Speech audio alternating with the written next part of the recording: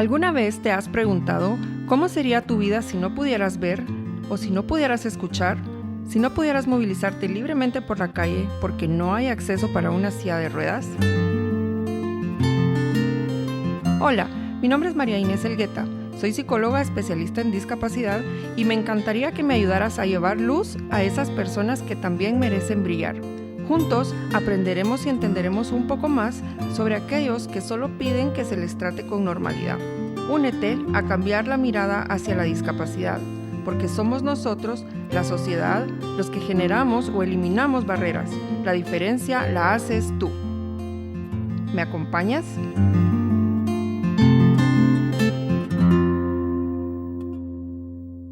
Bienvenidos a otro episodio de Minds Up. Hoy tenemos la dicha de tener con nosotros a una persona que no solo se caracteriza por su ética profesional, sino porque además es un gran terapeuta y es un ser humano con un gran corazón. En algunas sociedades antiguas era normal el infanticidio cuando se observaban anormalidades en los niños. Un ejemplo está en el pueblo de Esparta, que por su carácter ofensivo no permitía miembros no válidos. Tras la aparición de la Iglesia cristiana, se condena el infanticidio, pero se alienta a atribuirles el origen de cualquier suceso sobrenatural y se les denominaban endemoniados. En el siglo XIX eran llamados niños idiotas, en la época nazi fueron víctimas del Holocausto. Más adelante, en la aparición de las escalas de inteligencia, se comienza a hablar de torpes, retrasados, y según va avanzando el tiempo, hablamos de deficiencia mental, minusvalías, discapacidad psíquica, retraso mental, y finalmente, con la Convención de los Derechos de las Personas con Discapacidad, se logra el término discapacidad intelectual. Hoy en Minds Up hablaremos sobre este tema tan interesante y para eso les presento a nuestro invitado de hoy. Él es Ángel Martínez, él es psicólogo y terapeuta en el Colegio Jean Piaget de Misco y estoy muy emocionada de poder compartir el micrófono con usted. Bienvenido. Gracias, María Inés, mucho gusto y qué bueno poder tener una pequeña charla al respecto, ¿verdad? Sí, es importante ir generando estos espacios en donde las personas que nos escuchan o nos ven pues puedan ir aprendiendo un poquito para romper esas barreras y esos mitos sobre la discapacidad. Exacto, creo que todos aprendemos. Sí, ¿verdad? Sí, todos aprendemos de todos. Incluso de terapeuta a terapeuta aprendemos siempre técnicas y procedimientos, nos damos terapia. Ok, Ángel, ¿cómo nace su interés por la discapacidad? Nace a través de mi primo y que actualmente pues es mi, ¿cómo poderlo decir? Como mi hijo. Uh-huh. ¿Sí? Yo soy su albacea legal. Él tiene una discapacidad múltiple, sordoceguera, microcefalia, síndrome de Cough, parálisis cerebral. Y él es básicamente los que se conocen como bebés eternos, ¿verdad? Uh-huh. Él tiene ahorita 18 años y prácticamente es como ver a un niño de 9 meses. Ok. ¿Verdad? ¿Y está a su cuidado completo? Al cuidado de la familia total, ¿verdad? Ok. Uh-huh. Perfecto. Hablando un poquito sobre el tema que es la discapacidad intelectual, digamos, con los niños que usted ha trabajado, con las personas que usted ha trabajado, ¿cuáles son como que las mayores barreras o los mayores enfrentamientos a los que ellos tienen que hacerle la lucha todos los días?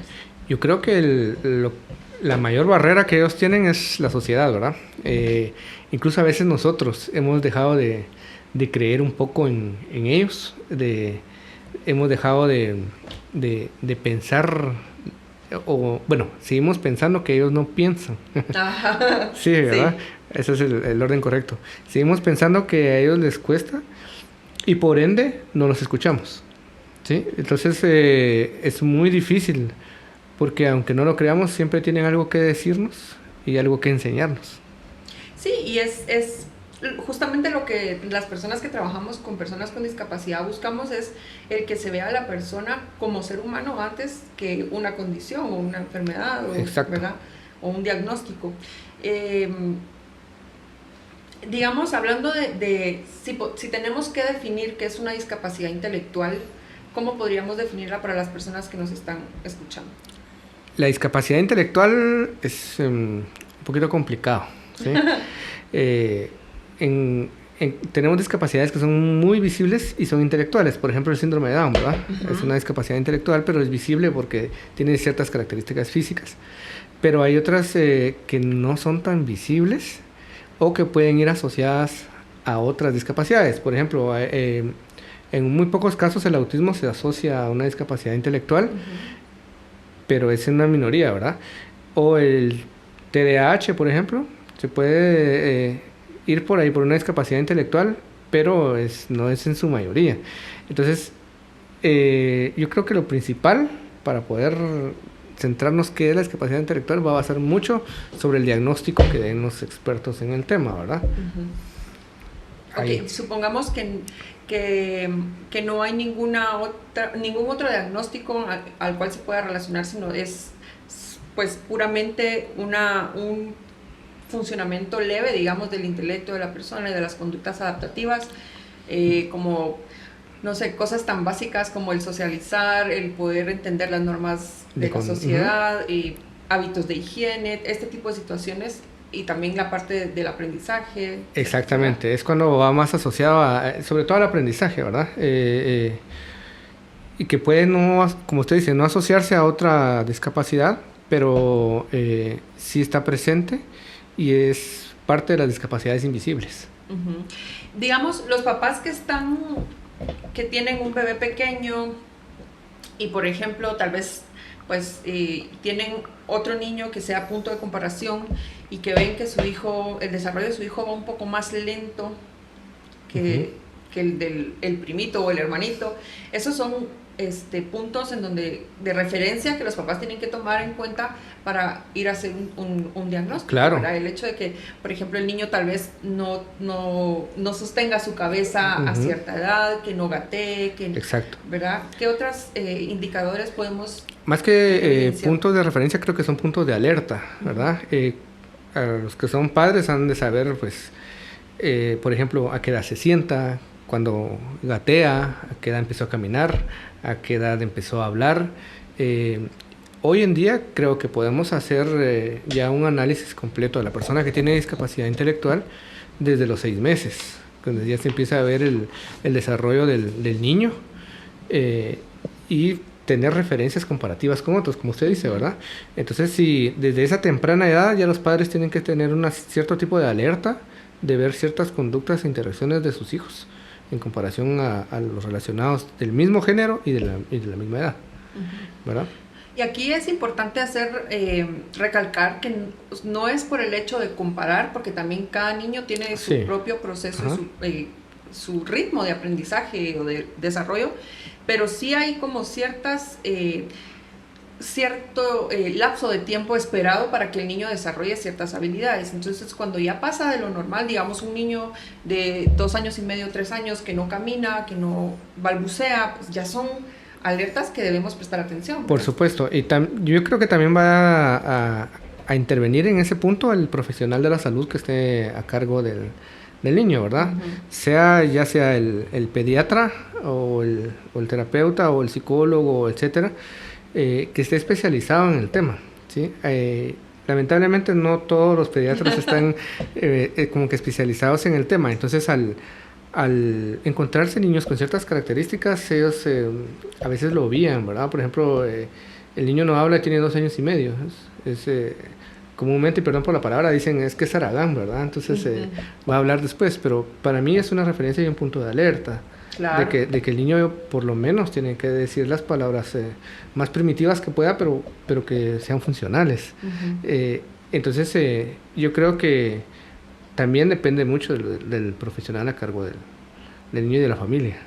Sí, y mucho tiene que ver también la forma en que el profesional le transmite a la familia la problemática del niño, porque sí, a veces sucede que los asustan tanto que los papás pues realmente no es un tema que dominen, y obviamente a nadie le gusta que le digan que su hijo pues tiene una problemática. Claro. Y cuando el profesional tira un diagnóstico pero no tira una expectativa, no tira las probabilidades de que el niño desarrolle o las maneras en que las personas pueden ayudar a su hijo, creo que también eso hace que los papás como que se encapsulen y no busquen la ayuda porque no asimilan de una manera positiva el diagnóstico. Sí, Yo creo que hay que humanizar un poco la profesión, ¿verdad? Estamos tan deshumanizados que a veces lanzamos el diagnóstico y bueno, prácticamente le decimos es tu suerte, ¿verdad? Y ahora mire qué hace. Y no se trata de eso, ¿verdad? Se trata de ser más humano, de comprender al padre de familia a raíz de la comprensión va uno buscando métodos que le puedan decir, su niño puede alcanzar esto, va a alcanzar esto, va a alcanzar esto, necesita esto, ¿verdad? Y no ser tan frío y tan parco para decir, mira, tiene esto y ya no, ¿verdad? También puse atención a lo que dijo al principio, ¿verdad? Guatemala es un país muy religioso. Y cuando a uno le lanzan un diagnóstico, uno empieza a pensar, es un castigo divino. Es algún pecado tengo, ¿verdad? Por ejemplo, y entonces, algo estoy pagando. Ajá, y se empiezan los pobres padres de familia, por utilizar esa expresión, empiezan a echarse culpas que no son propias de ellos, ¿verdad? Porque si hay un Dios, pues por algún motivo Él lo quiso así. Y entonces así van a ser el niño, pero esta religiosidad que manejamos mucho en Guatemala nos hace pensar que estamos pagando algo y entonces el padre se echa aún más una carga encima. Claro, y es que, digamos, la parte religiosa que nos hace como diferenciar lo bueno y lo malo, y que si uno hace algo malo va a tener una consecuencia. Claro. Esta regla pues también la aplicamos en un montón de áreas de la vida, pero cuando viene, digamos, en esta parte, aquí viene lo interesante de la forma en la que estamos nosotros hablando, o la conciencia que tenemos sobre la discapacidad, que lo vemos como algo malo, como un castigo, y realmente pues exactamente es una condición. Sí, porque puede que tenga un hijo que no tenga ninguna discapacidad, pero cuando sea grande pues va a desarrollar una adicción o va a tener problemas con la ley, que pues tampoco son cosas que uno como papá espera, pero al final de cuentas no necesariamente reside la culpa en los padres. Yo pienso que debemos también como que normalizar la discapacidad. Yo hacía un estudio anterior sobre las personas zurdas. Incluso hay un manual para la corrección de la surdera, que es un manual. Sí, es un manual psiquiátrico que existe tal cual, dado antes del primer DSM, donde se pensaba que la persona zurda tenía una discapacidad o tenía algo malo, etcétera, etcétera, etcétera. Entonces, ese es el manual correctivo para la surdera, así se llama. Entonces lo que hacían es obligar al niño lo amarraban, lo encadenaban, lo amarraban a la silla para que escribiera con la derecha, y no es tan viejo el manual. ¿Qué pasó? Dejamos de prestarle atención a la forma en que escribía con la zurda, lo normalizamos, y a raíz de normalizarlo ya no importa si es diestro o es zurdo, ¿sí? ¿Qué pasa si normalizamos la discapacidad? ¿Verdad? Ok, tiene problemas de aprendizaje, hay otras formas de enseñarle. Claro. Hay maneras de encauzarle el estudio. Entonces ya no lo vemos como un problema, ni como un reto, sino lo vemos algo normal. Cada niño, como usted lo decía al principio, tiene su propio método de desarrollo, ¿verdad? Entonces lo bonito es, si lo normalizamos, empezamos a ver distinto a la persona, porque ya no lo miramos como la carga, como el pecado, etcétera, sino que lo miramos como un ser humano. Y como un ser humano que sí tiene sus dificultades, como usted y yo, en algunas áreas, pero ahí la vamos sobrellevando. Claro. ¿Verdad? Y lo que nos cuesta lo vamos mejorando si lo practicamos y nos enseñan de una forma que se adapte a la forma que yo aprendo, que eso es muy importante. Y creo que acá es donde viene un poco también la vocación real de nuestro trabajo como terapeutas, de los maestros, porque de nada me sirve a mí decir, bueno, sí, voy a aceptar a un niño con discapacidad en mi clase, y no hacer pero ni el mínimo esfuerzo para que ese niño aprenda de una manera que no se mire como que ¿qué vengo a hacer aquí? Que me están tratando de meter todo esto en mi cabeza. Exacto. Y no entiendo nada, no me gusta, no me siento cómodo. Al contrario, sino generar material, generar la empatía. El solo hecho de no sentirse diferente, de no sentirse rechazado, creo que abre también un montón la forma en la que los niños se van a acoplar a los ambientes. Exactamente. Y realmente creo que a veces no comprendo yo y me enojo cuando miro maestros que se quejan porque tienen un niño con discapacidad o con problemas de aprendizaje o un niño con problemas de conducta y que rápido lo etiquetan y lo ponen en la esquina y todos los días son notas a los papás y notas. Entonces, la salud emocional de ese niño realmente... O sea, si esto, pues, supongamos que empiezan primero primaria, que deberían empezar con la lectoescritura y cuando llegue el niño a cuarto primaria, ese niño va a ser un niño amargado, un niño con problemas emocionales y problemas conductuales terribles. Que si se le hubiera brindado una atención adecuada a sus necesidades, otra historia sería. Y creo que esa es la tristeza de la realidad. Y lo que pasa es que no hemos entendido qué es inclusión. Realmente, dentro del ámbito escolar, pues, porque se habla mucho de inclusión y se estaba de tocar el tema y se toca el tema y se toca el tema, pero aún no lo comprendemos, ¿sí? Para muchos maestros, inclusión es sentar al niño en la esquina que pinte una hoja. Mientras yo doy la clase de lenguaje, donde todos los demás aprenden que es la A, la E, la I, la O, la U, y el niño aprendió a pintar un osito. Entonces, eso ya no es inclusión, ¿sí? Solo lo están integrando al aula. La integración no es inclusión. Sí. Y hay otro también que debemos poner un poquito de atención, es la educación especial. Es el otro extremo que se está manejando, ¿verdad? Eliminamos la educación especial en nombre de la inclusión. Y hay que ser muy cabales y decir, no, hay niños que realmente necesitan educación especial. Y que va a ser muy difícil incluirlos hasta que reciban una educación especial tal cual. Entonces están los dos extremos, ¿verdad? El integrarlos y eliminar la educación especial. Cuando el reto real es incluirlos y explicarle al maestro qué es inclusión, cómo incluirlos y cómo mantener al niño al mismo nivel que los demás, con las mismas oportunidades que los demás. Claro. Yo tuve una experiencia negativa, podría decir. Yo trabajaba como terapeuta y acompañante de un joven con autismo a un colegio regular. Y ahí su proceso de adaptación social fue muy difícil, pero lo logró. Incluso sus compañeros lograron comprenderlo y cada vez que había una actividad cívica o alguna actividad a él le gustaba pasar y él logró como bloquear todos los estímulos sensoriales que antes le molestaban, claro, porque se volvió en una actividad positiva para él, ¿verdad? Donde él era notado, donde todos le aplaudían y eso a él lo hacía sentirse muy bien. Digamos que emocionalmente esa parte le ayudó. Sin embargo, los directores y algunos maestros fue de verdad que, digo yo, ¿qué piensan o qué ganan, verdad? Él, pues, estaba en sexto primaria y tenía ya 16 años, él ya era un joven. Él era grandísimo y sus compañeros eran pequeños, pero esa barrera se superó. En sexto primaria los problemas o las dificultades académicas fueron más fuertes, porque obviamente ya venía geometría, ¿cómo se llama? Ecuaciones en matemáticas, cosas demasiado abstractas que para él eran muy difíciles. Claro. Y obviamente en la metodología repetitiva de pura memoria a él no le funcionaba. Y entonces el problema real fue con el profesor de estudios sociales que a puro tubo quería que él memorizara todas las capitales de los países de Europa.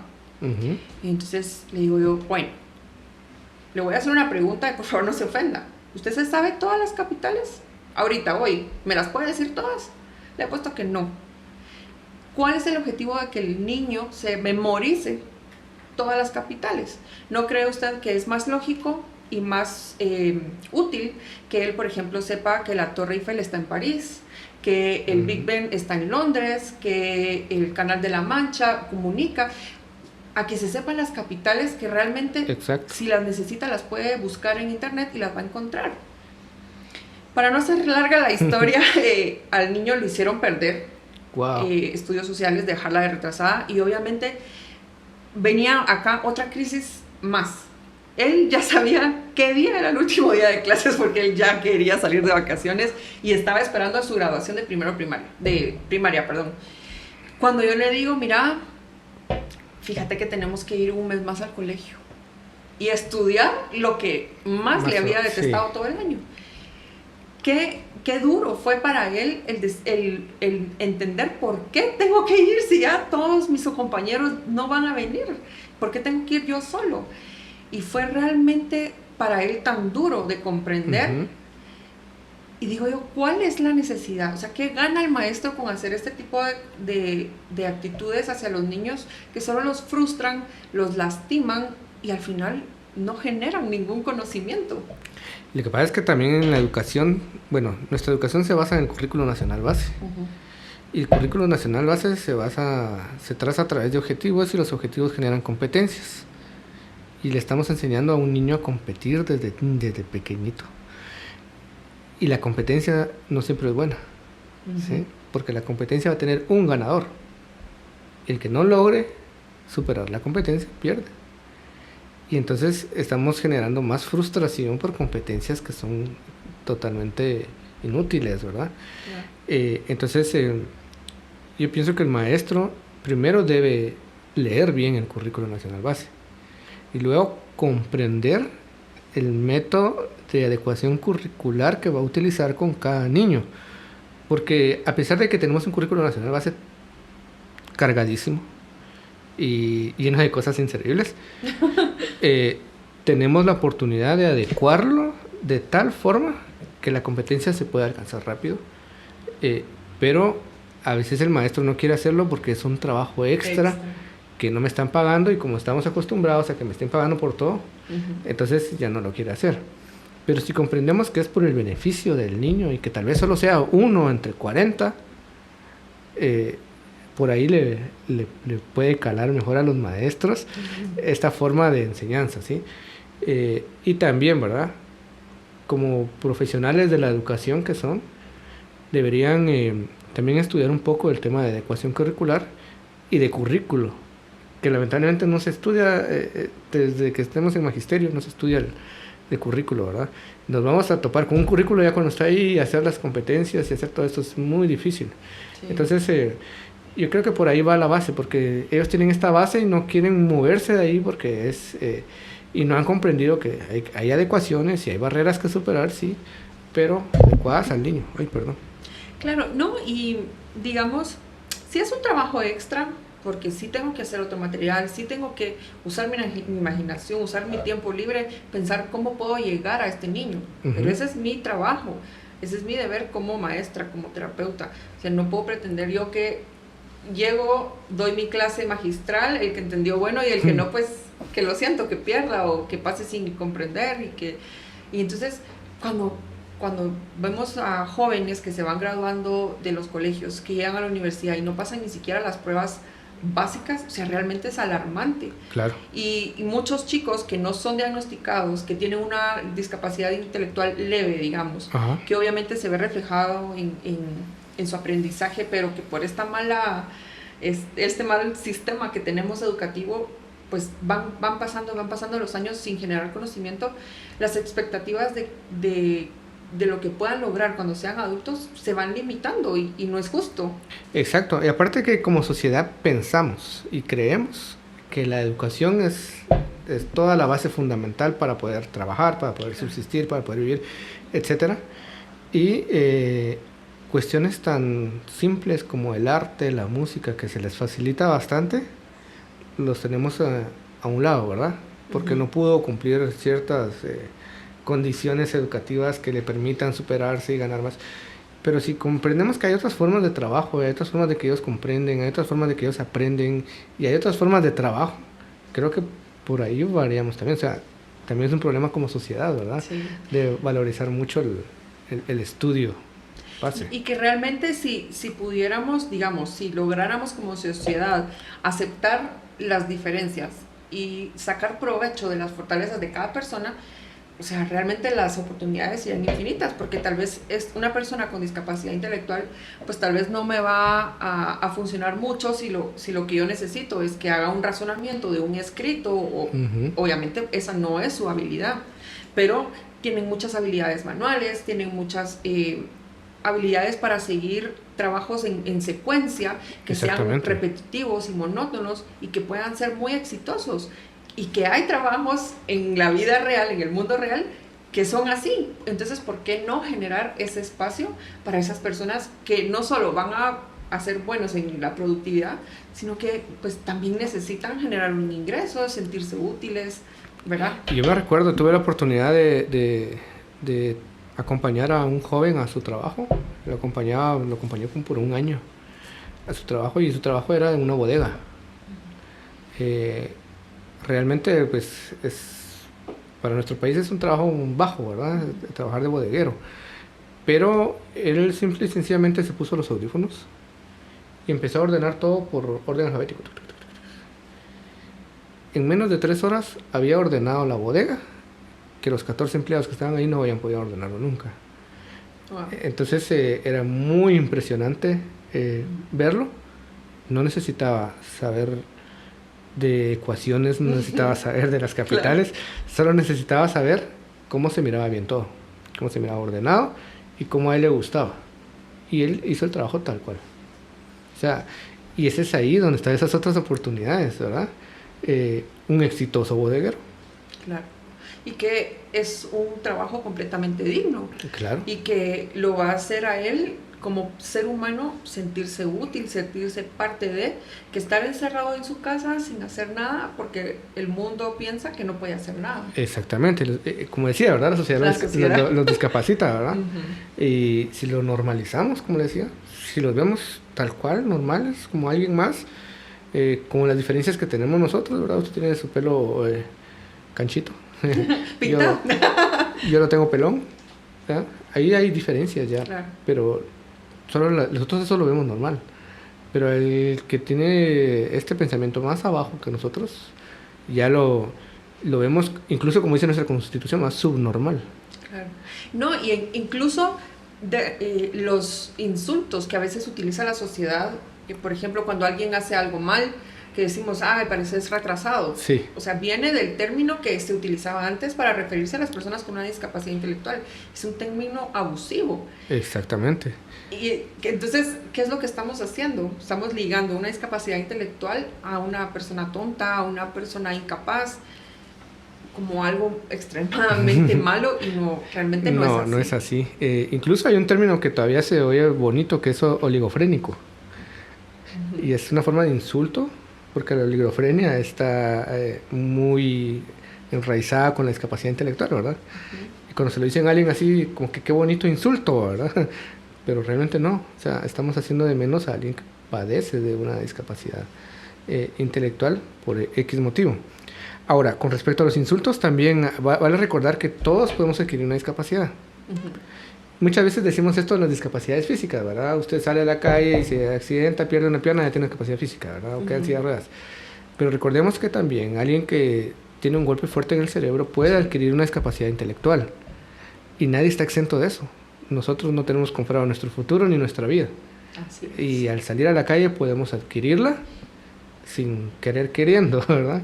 Y entonces debemos analizar mucho antes de usarlo como insulto o de hacerlo de manera peyorativa, porque podemos adquirir la discapacidad. Claro, de hecho acá en la fundación, en Mindsup, yo tengo un joven, pues Daniel tiene 14 o 12, no recuerdo exactamente, pero él, digamos que su desarrollo fue normal, él iba al colegio y todo normal. De repente empezó con dolores de cabeza, fueron al médico y tiene un tumor tan grande uh-huh. que ya no puede ver, ya no puede caminar, tiene una discapacidad intelectual y toda su vida cambió literalmente. Cambió de un día para otro. O sea, y nadie está libre de eso. Exactamente. Por eso le decía, ya al pensarlo y al analizarlo uh-huh. y al humanizarnos, es de pensarlo. Aparte que comúnmente los insultos los usan los jóvenes, ¿verdad? Uh-huh. Y se nos olvida que pues vamos a ser padres de familia y no estamos exentos a que nuestros hijos puedan adquirir o nacer con algún tipo de discapacidad intelectual. Claro.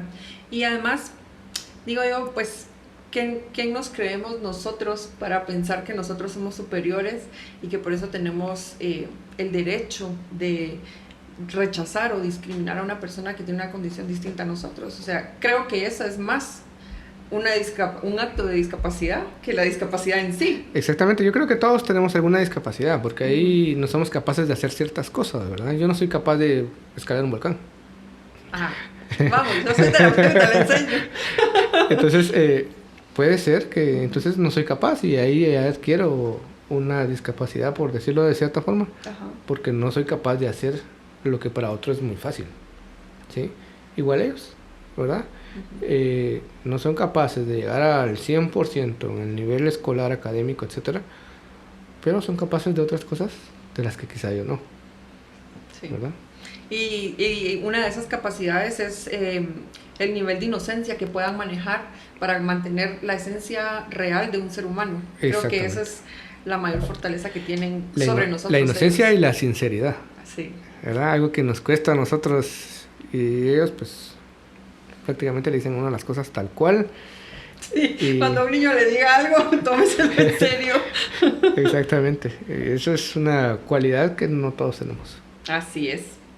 Bueno, Ángel, como terapeuta y como papá, porque podemos decir que es papá, de una persona con discapacidad, ¿qué mensaje le gustaría dejarle a las personas que nos están escuchando hoy? Bueno, hemos dado muchos mensajes ya, pero el primero es no miremos a la persona con discapacidad intelectual como el otro, como el extraño, como el raro, como el que no puede, ¿sí? No discapacitemos como sociedad y, como le decía, recordemos, todos podemos adquirir una discapacidad o alguien cercano a nosotros lo puede hacer y las palabras después llegan y duelen. Creamos en ellos, demos la oportunidad, interesémonos y busquemos que Guatemala sea distinta. Muchas gracias, Ángel. Quiero agradecerle el que nos compartiera hoy su experiencia. Gracias a las personas que nos escucharon. Recuerden suscribirse al canal de YouTube María Inés Elgueta. Denle like y compartan el video con alguien a quien le podría ayudar. Y por favor, déjenme en los comentarios sus preguntas o los temas que les gustaría que abordáramos en otro episodio. Hasta la próxima. Gracias.